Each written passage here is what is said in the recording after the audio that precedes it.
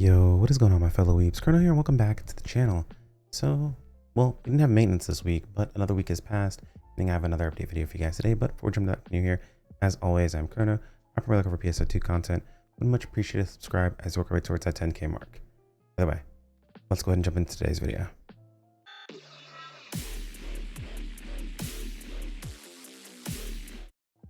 Alright, so there's not a whole lot going on this week. It's pretty straightforward. Just a couple of notes here to be aware of and a couple of things that you guys can go ahead and work on in the meantime. To start off, we're going to take a look at the mission pass. Like I said, fairly quick, fairly straightforward. Heroin mask still freaks me out. We have floating bookworm B, so pretty solid there. Actually looking forward to using these luminous hanging suspenders.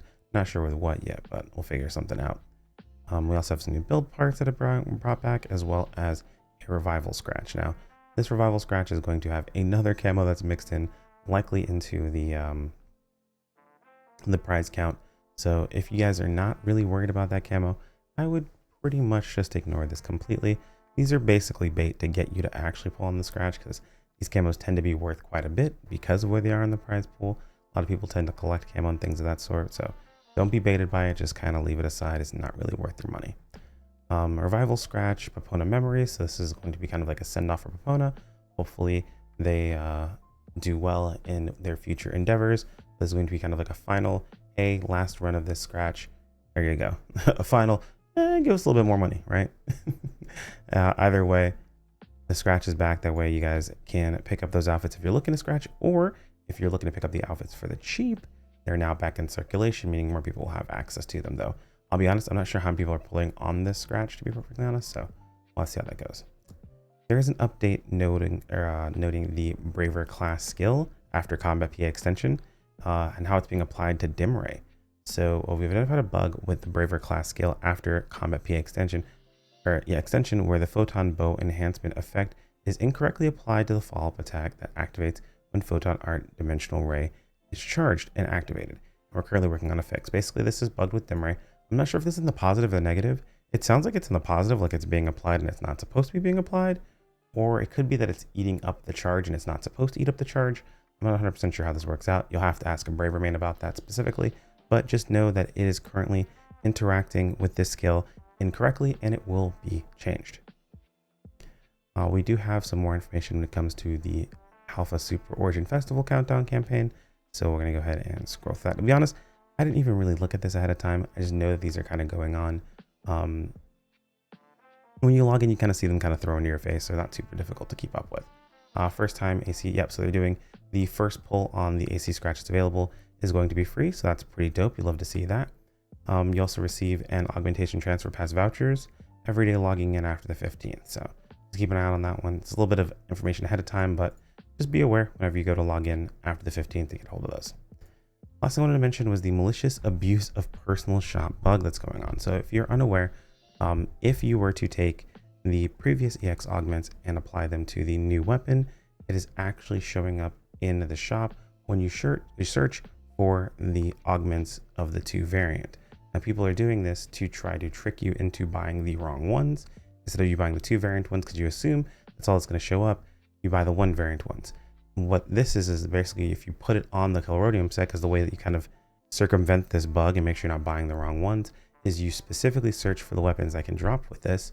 But if you put these on this weapon and try to sell it in a way to kind of abuse this, they are taking action against these people. So if there's something that you were doing, I would highly recommend you go ahead and take that off the shop. It's pretty lame to do this to people. I mean, granted, it's kind of diabolically smart, but at the same time, they did recognize this as a bug. So abusing this fact is bug abuse, which is against their TOS. Honestly, I think they just don't want people to like scam other people and make them feel bad about the situation, but W on them for actually acting out on this and saying, hey, look, cut it out. This was actually announced on JP a couple of days ago, but glad to see that we have it here over on Global. And here we are logged into game. It actually pops up immediately, first time free AC scratch. So there it is, giving us the ability to go ahead and do this. I don't like that it shows my AC. Okay, now play one time free. There we go. If this used my AC, I'm gonna be real sad. Granted, it's only 330, but it is what it is. We'll go ahead and rip this. So we got Taboo Eye Makeup. You could get pretty lucky on these, but this was not my lucky day, unfortunately. And as you can see, my AC is still perfectly fine. So We do have a AC Scratch, Revival. We don't have a lot of camos in this one. This is actually pretty cool. Oh, okay. Oh, Dunkel Ritter is back. That's actually really nice because Dunkel do be kind of expensive. It do be a little expensive. Let's see if we can take a look at some outerwear. So the combat jacket's back. Oh, Lurking Ogre is back, and so is Comfy Shirt. Lurking Ogre is one I did like quite a bit, but I think this is the same version. Oh no, this is the 2 variant. I wonder if oh no, I see a lot of the same problems with the previous version still exist here. I might still pick this up. We'll have to see how it is. Comfy Shirt's kind of whatever, and I don't believe is there any base wear this time around? There's quite a bit of base wear actually. So we have Lurking Ogre's base wear, just the regular one.